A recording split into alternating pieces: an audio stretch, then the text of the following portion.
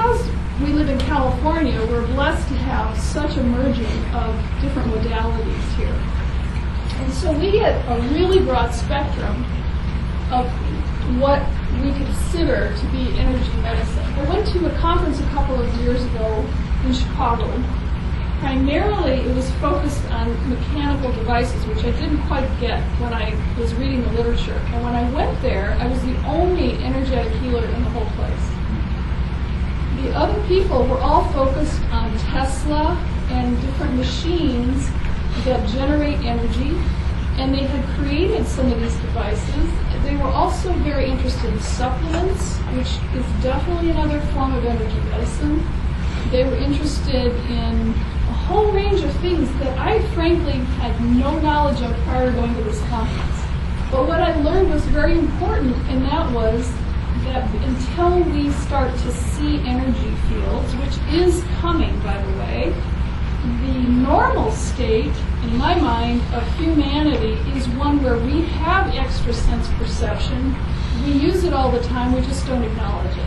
The chakras are the 7 centers in our bodies that run energy.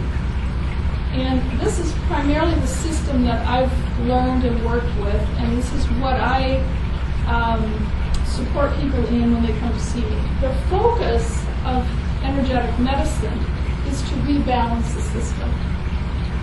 If you're not rebalancing the system and you're just playing with energy, you're doing a disservice to the person. This is very different than allopathic medicine. Okay? Allopathic medicine is very helpful in emergencies, and it works, of course, with illnesses and diseases that we have no control over for the most part, in some cases.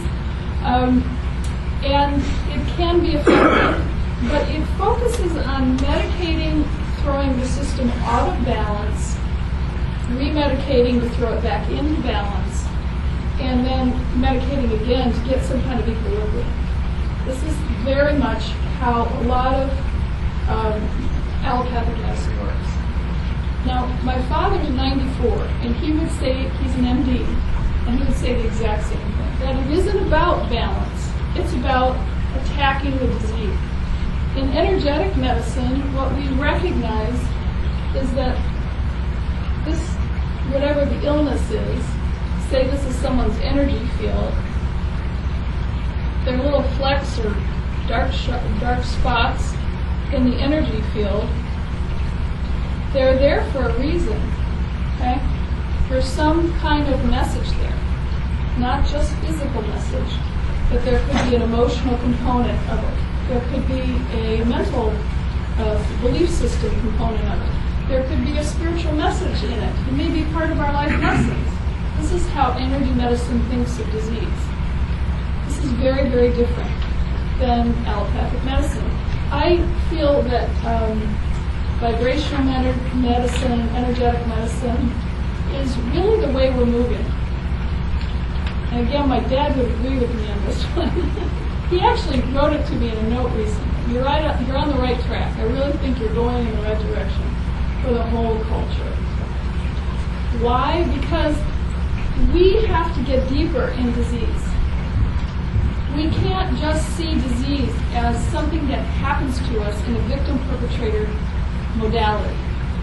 Because that modality, that thinking process, that belief system, is really about addiction. It is the same pattern in addiction.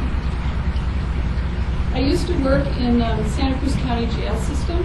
What I found, which was so interesting to me, was that it didn't matter if someone was addicted to alcohol or crack or whatever they were addicted to.